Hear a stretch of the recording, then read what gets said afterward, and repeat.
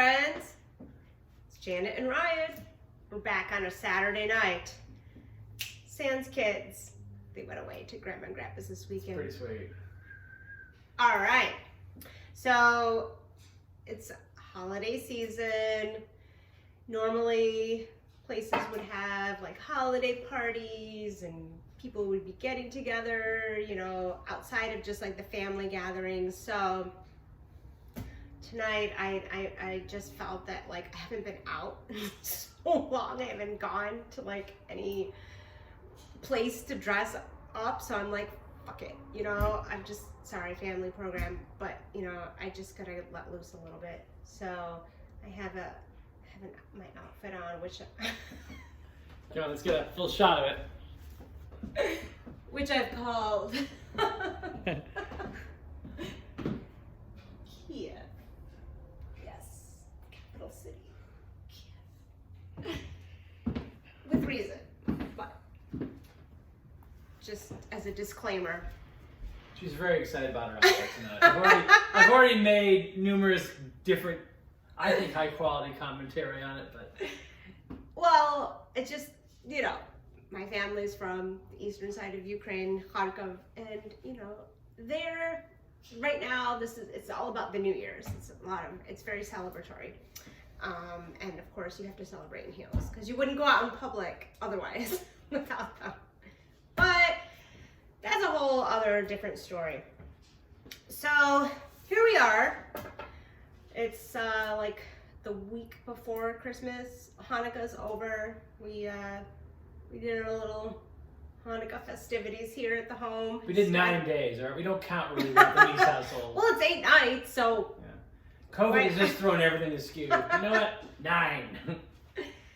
But you know, it's that time of year, you know, where people typically are, you know, gathering with friends, family, whatever, and you know, we've had a year where I think the understanding of health just got flipped on its head, you know, when something like what we've all experienced this year together, collectively, as a global community.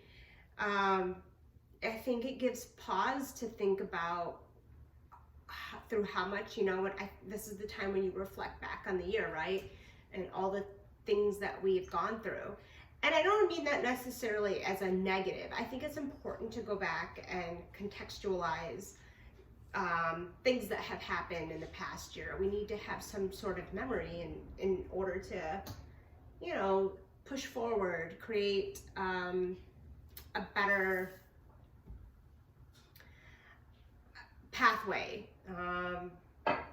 So in any event, I want to definitely, lots of things I want to say goodbye to in this year, but I also feel in some ways thankful that I've been able to be with my family, and even though it's tough at times, you know, just having us all here does provide some sort of, I don't know, blanket security, warmth, closeness of just being together. And I think that's really brought us closer as a family.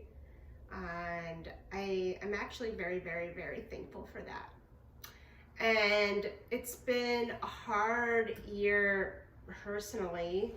I mean, professionally, it's like, you know, without even mentioning, it's been difficult. But thankfully, I've had so many great clients that have stayed loyal to both Ryan and me. And we're very thankful for Brian Young at the fitness house for letting us stay afloat, right? Yeah. Being part of the journey along the COVID route. But personally, you know, there's been so many pitfalls of just mental, physical health, and trying to get a grasp on all of those things. And then at the same time, understanding this is a time that's just been fucking hard. I don't know how else to explain it except fucking hard. And I don't think I would necessarily carry on certain habits that I've started after COVID. I hope not, at least. but I do want to look at it as a means to understand that, you know, there's times in life where you just have to give yourself a pass. You just have to tell yourself that this is a hard situation and acknowledge it for that, right? It is what it is, right? I think that was actually, even early on in COVID, one of the things I read numerous times was, okay, this is the current reality. The better you accept that, the better you'll be able to cope with it. And I think that's actually why the beginning of COVID, I think family-wise for us, was, I really loved it. Saw the kids and Janet every day. I was still working, but I was working remotely, so I saw them right up to the moment I sat down at my computer. Sometimes I saw them at lunch, which was kind of exciting. And then every evening, I don't know, we'd go on picnics, and it was a matter of just embracing, okay, this is what we're going to do right now. I will admit it made some really weird situations, looking back through pictures. Like, we rented a bounce house for Naomi's birthday, and there were 3 people on it.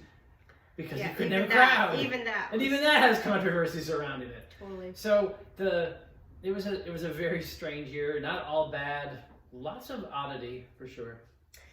Yeah, and I hope that we will be able to now, especially with the advances that have been made to vaccinate against the virus, that not only do people start to get healthier and not be just completely succumbed by this virus, but to understand that health is so important that you cannot, like, basically anything that you do in life, like, your health is going to be your number one priority. I cannot stress that enough.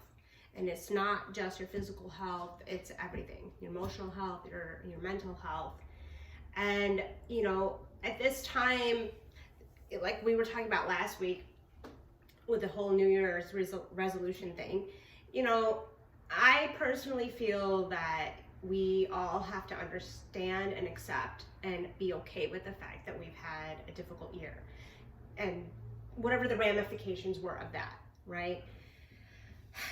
But what I worry about, and I think this is just a general thing for me. I worry, I want people who want to be healthier or remain healthy to understand that, because the calendar year is turning, it may be that significant milestone to start out with, but ultimately, like, this is not something you can just rush yourself into. This is something that has to become ingrained in your lifestyle. If you're not enjoying it, if you're doing it to check boxes, I mean, okay, that's your prerogative. But as Ryan and I were just doing our CPR and first aid renewal training, we have a wonderful staff member at the YMCA who does all the training for us, and she says, like, inevitably every year, as the new year turns and people start to, like, crowd the gyms, like, you'll have somebody that just passes out and they have to, like, either help to revive them or call an ambulance if necessary. And it's just that people are like, oh, I have to not eat, I need to go straight to work out, I need to, like, lose as much weight as possible very quickly, and it's just so self-defeating and dangerous. I just want so much to, like, protect people from themselves, from getting into those habits. To be fair, though, the news, all aspects of media, so all the way down to magazines, they still make those, right? Are very much full of new year, new me, or try this new fitness routine or this new diet. So it's not entirely their fault. It's a heavy product that's being sold. No, of course. There's a built-in profit mechanism to this as well, right? Because it's not just about the gym membership. It's the diet industry. It's the clothing industry. It's any offshoot that might have something to do with your own self-esteem.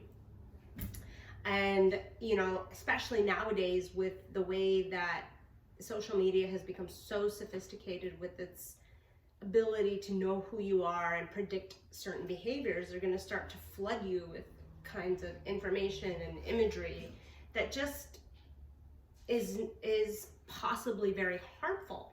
And I think it's continues to be a thing for me where I need to stress that, like, you have to take that time to verify and confirm your information. And also, like, the images are very powerful, and they can really instigate a lot of negative beliefs, negative habits. You know, if people want to be in fitness and they're like, I'm never gonna look like that, I can't do that, like, it's not a great place to start from. So I guess what I'm saying, you know, it's a continuous theme. This is not a new topic for me. You know, I've vented quite a bit about how much, you know, certain content that's pushed out from, like, Instagram particularly, and Facebook and other social media, when it comes to fitness, like, you're seeing, like, a very one-dimensional view of somebody, and usually they're trying to present their best. So of course they're going to be like, look at my amazing body. You know, that is what, like, sticks in people's heads, versus just, you know, somebody that's not trying to do that. And I would encourage people to see, is it possible? Can we just see past that part? I'm sorry, wine. Can we just move past that and start to talk about how to have public health campaigns that talk about, well, I don't want to get sick from COVID. What can I do to help preemptively keep myself healthy, that I won't be as vulnerable? Which, by the way, probably still won't work. But at least you'll be healthy otherwise. But first of all, Janet, you need to really limit the gesticulation. Like, small. For the record, a moment before we started doing this, I had to change because the beer I opened exploded on me, and I, you know, threw a little tantrum like a 4-year-old. Cleaned the floor on my hands and knees, and here I am. Also, my outfit, brought to you by Black Craft Cult, is just Satan. It's just Satan. Okay. I'm obsessed with that company. Okay. Great company. So, yeah, I think the thing that really sticks in my head too is there's actual evidence that fad diets, New Year's resolution type diets or workouts, or anything really rushed, has an extremely low level of success, at least not sustainable success. You have people who do actually, in some cases, who manage to make it into February or so, they see some weight loss, maybe some muscle growth, they're very excited.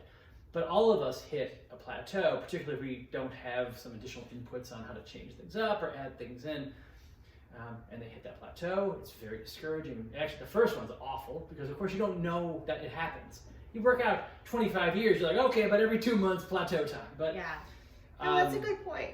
Yeah, but so it discourages a lot of them, and as a result, they drop out. So that's why you have, by mid-February, all the New Year's resolution people largely have dropped out. Yeah. Now, with that said, there's 1 or 2 people almost every year, though, in every gym we've been in where you start seeing them more regularly. What could that be? That's, I think, the exact part you were going towards. They made it a part of their lifestyle. They work out, blah, blah, too many times a week. They do this, this, and this. And it's become so habitual to them that they notice when they miss it. Yeah. They have a special event, they actually, for a moment, feel a little sense of loss. I can get my workout. Yeah. Seriously. Totally. You gotta plan things around it. And yeah, exactly. I'm going to go on vacation. I'm going to try to work out while I'm there. Here's what I'll do. That's sort of intersects with what I'm currently doing. Totally. But once it's part of your lifestyle, then you can take the normal discouragement you're going to have. Because it's, you know, as many great results as you're going to have. There's going to be some days where your workout sucks or you're tired, you get hurt, heaven forbid. And again, the changes tend to slow down and then pick back up depending on how you change things up. So your coping ability for that gets better, I think. The more you made it part of your lifestyle. And I feel like that's why it's also important to be surrounded by either people directly or indirectly through any sort of media, whatever, that people understand like what is actually, it's just so hard. There's so much noise out there. It's very difficult to just pull out the misinformation, because even things that are credible sometimes have a little bit of that.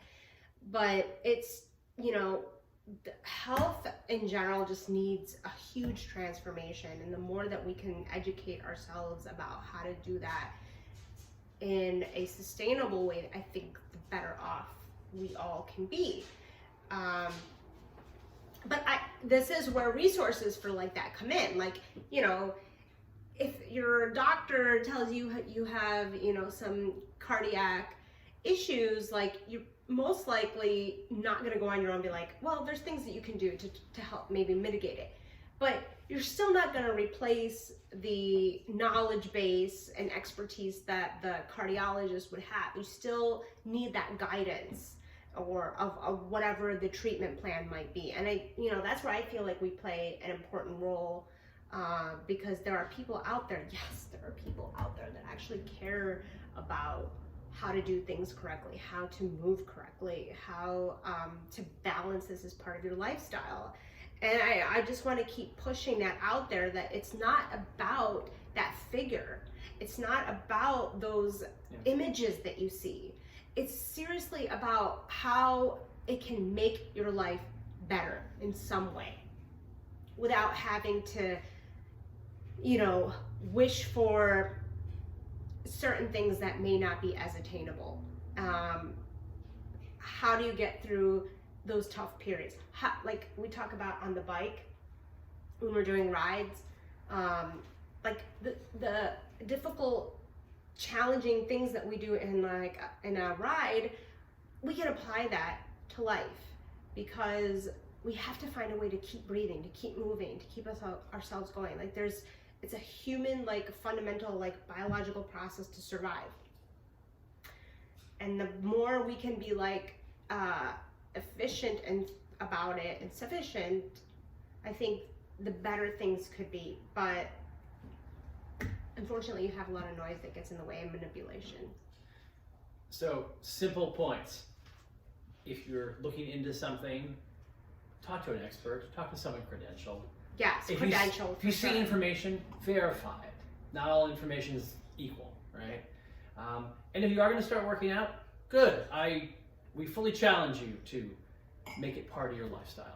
Whatever that means, commit to the time, commit to the days, and if you keep doing it, it will become part of your habits as much as anything else. I think we really need to talk about some pleasant things coming up in 2021. Yes, let's do that. So, big thing, first is launching our website. So, I'm hoping to have that up right before the change of the new year. We'll see. At least a skeleton. I know it's been... I know. It's way overdue. With any luck, we'll also have some availability of some content. So, workout, particularly a lot of pretty sweet rides if you do indoor cycling. But of course, also many things like we have on our YouTube channel. So, upper body, lower body, body weight workouts.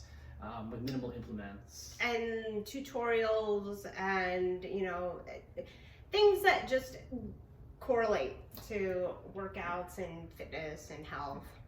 So I don't know why I pronounced it implement, but anyway, so we're looking very forward to it. You know, obviously we'll probably have a kickoff video and we'll talk about it a little bit. In the meantime, basically Ryan comes up with a kind of a cool bumper sticker idea, and Janet looks at me and says, that's bad grammar. Try again. And we just do that over and over again. That's how we're building our website. I can't just do the bad grammar. Just kidding. I'm sorry. I'm good at one-liners. Not sorry. Not particularly good at one-liners that actually, you know, make grammatical sense. So there's that. Obviously, we're going to continue on our journey at the fitness house. We're hoping to obviously add some more clients, add some more times. Who knows? Maybe we can get back to small classes again. That would be exciting. Oh yeah. We'll eventually live outside again, so that will happen too. Yeah.